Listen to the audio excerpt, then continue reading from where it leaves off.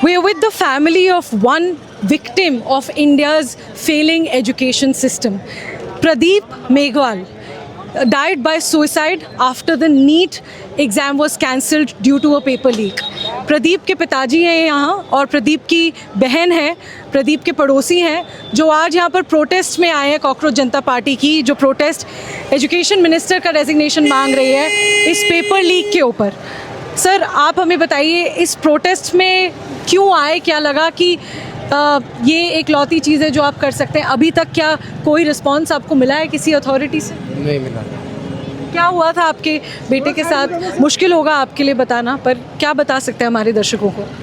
मैं तो ये बता सकता हूँ कि ये मेरा एक इकलौता पुत्र था और पढ़ाई में तो बहुत ही टैलेंट था, उनका सिलेक्शन भी हो गया था और उसने वो पेपर्स दे के आए थे तब बोला था मेरा सिलेक्शन हो गया और कह रहे थे कि इतना अच्छा पेपर गया कि सिलेक्शन हो जाए। हाँ, अच्छा पेपर हुआ है कि ये मेरा 650 से प्लस बनेंगे, इतना मेरा बढ़िया पेपर हुआ है। और उसके बाद में वो 3 तारीख से लेके 6 तारीख तक मेरे साथ में घर पे रहते हैं। 6 तारीख को वापसी वो सीकर चला जाता है। उसके बाद में सीकर में उनकी कोचिंग चल रही थी इसलिए वहाँ रह रहे थे। हाँ, और आप कहाँ रहते हैं? मैं घर पे रहता हूँ गुड्डागुड़ जी। और उसने वो 14 तारीख को वो पेपर लीक होता है, उनको पता चलता है कि वो पेपर तो लीक हो गया।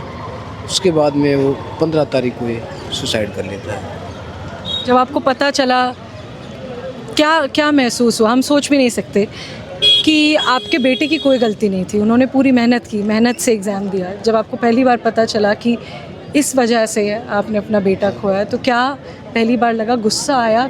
किस पर गुस्सा आया? गुस्सा तो ये जो पेपर माफिया इन पे आया।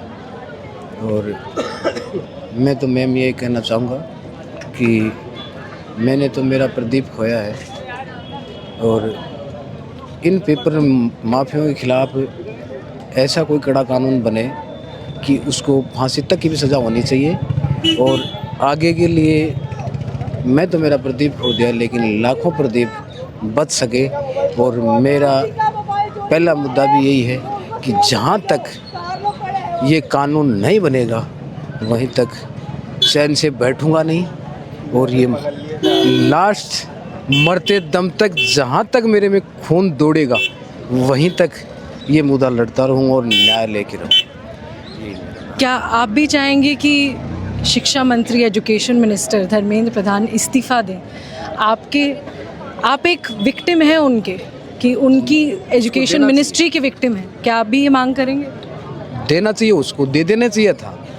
अभी वो दे क्यों नहीं रहे हैं? कुर्सी से इतना बड़ा क्या प्यार है उनसे, वो कुर्सी के चिपके हुए बैठे हैं। वरना तो उसको 16 तारीख को दे देना, इस्तीफा दे देना चाहिए था।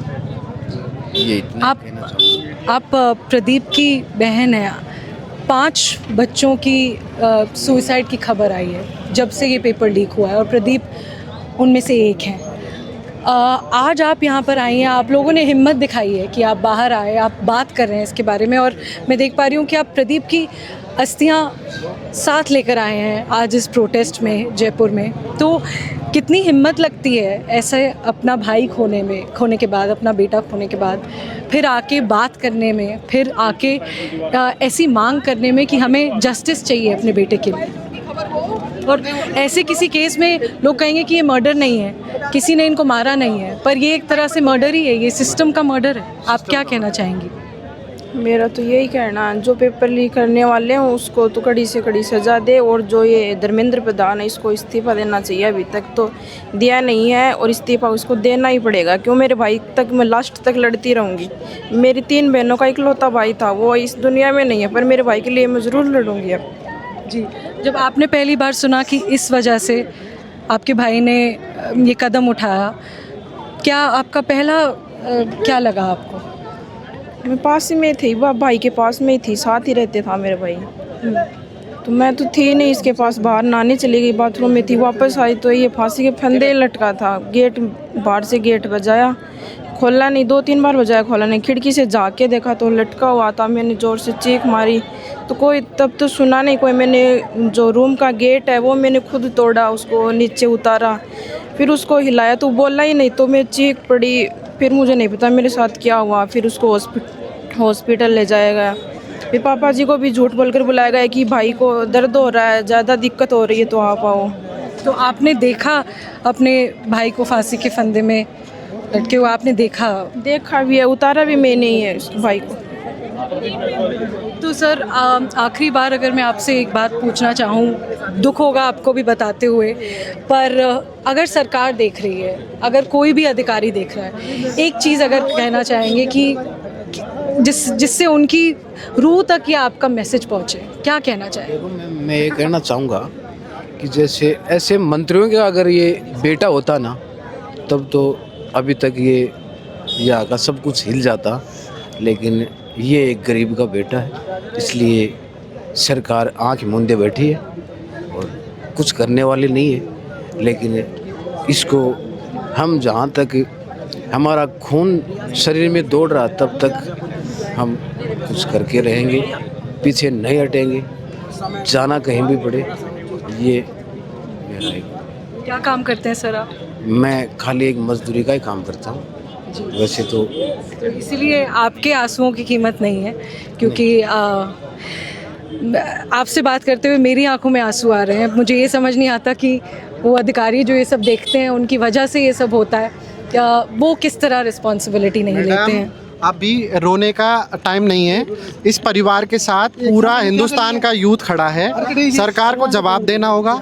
जो भी इस बच्चे के लिए मुआवजा हो सकता है, इससे हम शहादत मानते हैं। इस बच्चे की ये शहादत है। क्या आपको कोई मुआवजा मिला है? क्या कोई कॉम्पनसेशन मिला है? कुछ नहीं मिला, अभी तक तो संवेदना भी नहीं दी है, कोई जवाब भी नहीं आया ढंग से। सरकार है वो तो। जब किसी और देश में कोई डिज़ास्टर में लोग मर जाते हैं, प्रधानमंत्री स्टेटमेंट निकालते हैं कि हमें खेद है कि रशिया में लोग मरे, या यूक्रेन में लोग मरे, या इजराइल में लोग मरे। हमारे देश में बच्चे सरकार की गलतियों की वजह से मर रहे हैं और सरकार का कोई स्टेटमेंट भी नहीं आता है। इससे आपको लगता है कि क्या ये हमारी सरकार है कि एक स्टेटमेंट नहीं है? प्रधानमंत्री से एजुकेशन मिनिस्टर ने कहा कि हमने अकाउंटेबिलिटी ले ली, पर अकाउंटेबिलिटी लेने से क्या होता है? कुछ नहीं होगा। धन्यवाद हमसे बात करने के लिए। और there's possibly nothing I can say after this that can convey the pain of these people to you. While I was talking to them, I could see how they were controlling their tears. I was controlling my tears while talking to them, but both of them, the father and the sister, I could see that they were shivering. They were trying to control their tears. But unfortunately, in all likelihood, given how things have been, even these tears most likely won't reach our government, and they won't say anything about them.